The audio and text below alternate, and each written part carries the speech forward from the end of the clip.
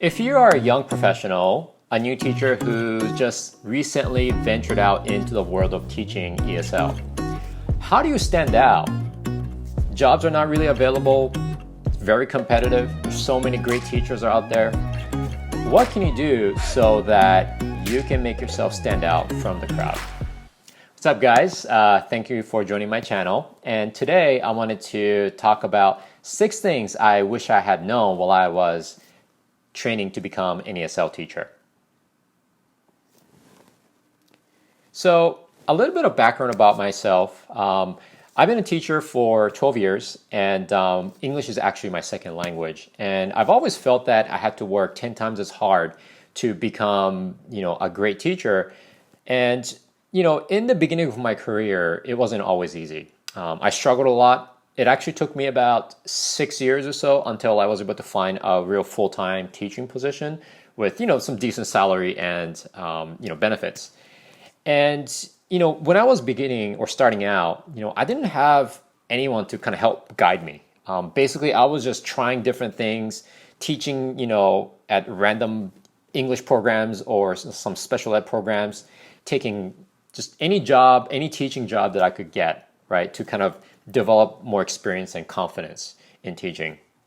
So I created this video to hopefully help some of you guys if you're struggling, and hopefully you can find how you can make yourself stand out from the crowd. So I'm going to share with you 6 things I wish I had known while I was learning to become an ESL teacher. All right, so the first thing I wish I had known is how important it is for a young professional or a teacher who's starting to find a mentor and a colleague who actually care about your success. And you need to identify them early on in your career. I think that the earlier you find them, the better it is. And the reason is that these mentors and colleagues that actually care about you, they're the ones that will eventually write a letter of recommendation if you, apply for a job that you want. And they can also guide you throughout your career and kind of give you advice, if you're having a hard time in teaching, because, they're the ones that have been in the, in the field for a while and they know the ropes. Also, they can, help you find a better job position because, these mentors and colleagues who've been in the field for a long time, they usually have connections with other teachers and other programs. And so, building a good relationship and finding these mentors and colleagues are very important. So make sure you do that early on. So the second thing that I wish I had known is how important it is for a young professional to just take any part-time teaching job that you possibly can and learn how to work with different groups of students. Because by doing so, then you start to find out what type of students you like to work with and what you don't like. And so, when you're thinking long term, it's going to help you, realize where you want to be.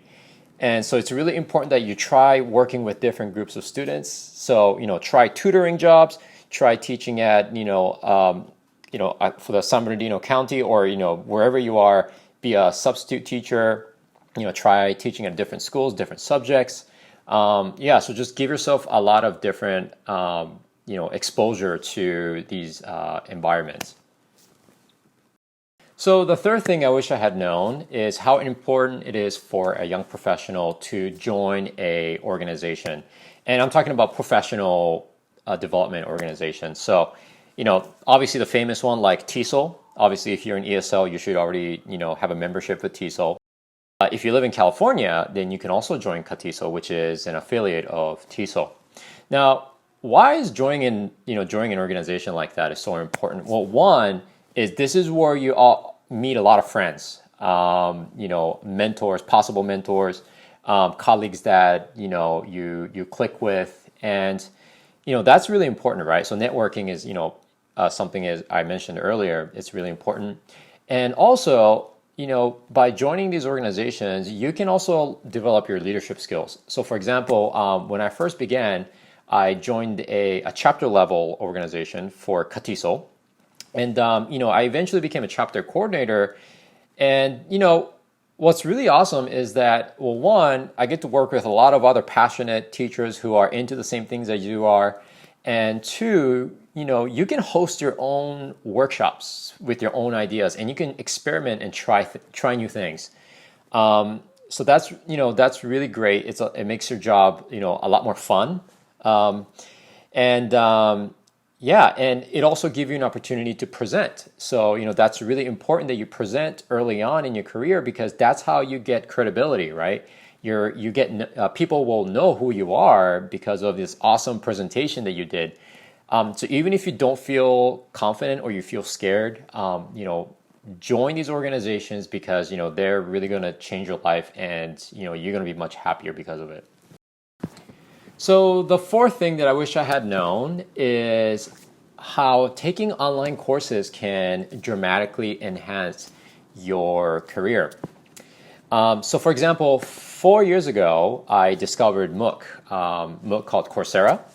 Maybe some of you have already heard of it. And I was taking a bunch of business courses on there. Basically, these are all kind of like introductory business courses.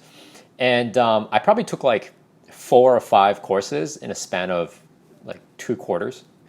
And what's really cool is that I was able to use my knowledge that I acquired for free through Coursera and use that to build a course in my program that I was teaching at. So I was developing a curriculum for business English.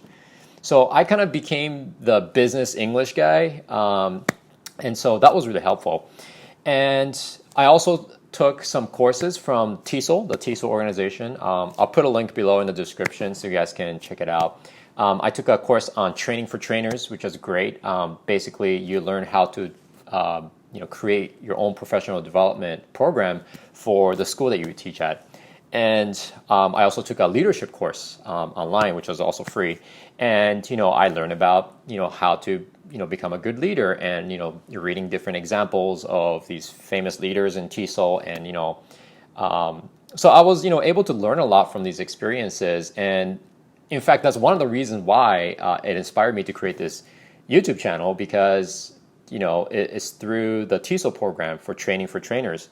And so there's so many ways that you can add value to yourself, right? And these resources are free, or for the most part they're free online, and you can do it anywhere and anytime. So make sure you do that early on, and that'll really be helpful for you.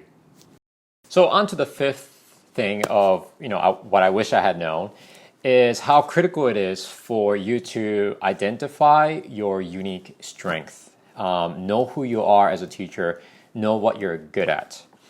So, one advice I have is use your own passion to your strength. So, for example, when I'm not teaching, I'm a big car guy. I love cars. I love to race and things like that. And because of my passion, I was asked to create a new elective class for the program that I teach at, and I created a class called English Through Car Culture. And it's a class about cars, the history of cars, and basically teaching English that's related to car mechanics and different motorsports and things like that. But when you know that you're creative and you have a really great idea, and you know that you're passionate about something, that can also create value as a teacher, because you bring something unique to the field, unique to the program, that other teachers may not be able to bring. So identify what your passion is, know what you're good at, what your unique skills are, and exploit them. Use your skills, right? Bring something new. Okay, so that's the fifth thing that I wish I had known. So the sixth thing that I wish I had known is how important it is for you to have an end goal. And what I mean by that is you need to know what your life is going to look like, or what you want it to look like after you teach or after you become a teacher. So Are you going to be teaching, or do you think you want to teach for 10 years, 20 years, or forever for the rest of your life? Or is there another step after that? Whether, going into an administration or maybe starting your own business. Whatever it is, think of your long-term goal, not just, you becoming a teacher and surviving, but a step beyond that, right? And I know this is hard because you can always predict the future, but, the more you think about it and you have that in the back of your mind, your purpose in life will be a lot more clear, right? And then, you're going to be ultimately making decisions, to reach that goal at the end. So make sure, try to see if you can identify what that is. Is it about money? You want to get rich? You just want to teach English for the rest of your life and, that's it? Or, you got to think about that, right? So, be realistic with your expectations. In ESL, if you're just going to teach, you're not going to be able to buy a house in Switzerland, or buy a Lamborghini, unless you take out a big loan. But so think about that, right? Money is not your thing. That's fine. If you just want to teach and be happy, that's totally fine too. But have a goal, think about it, and be realistic instead of realistic expectation. So, all right, guys. So those were the 6 things I wish I had known. So 1, make sure to find a mentor and colleague. 2, find any part-time jobs that you could get all kinds of different, experience as much as you can.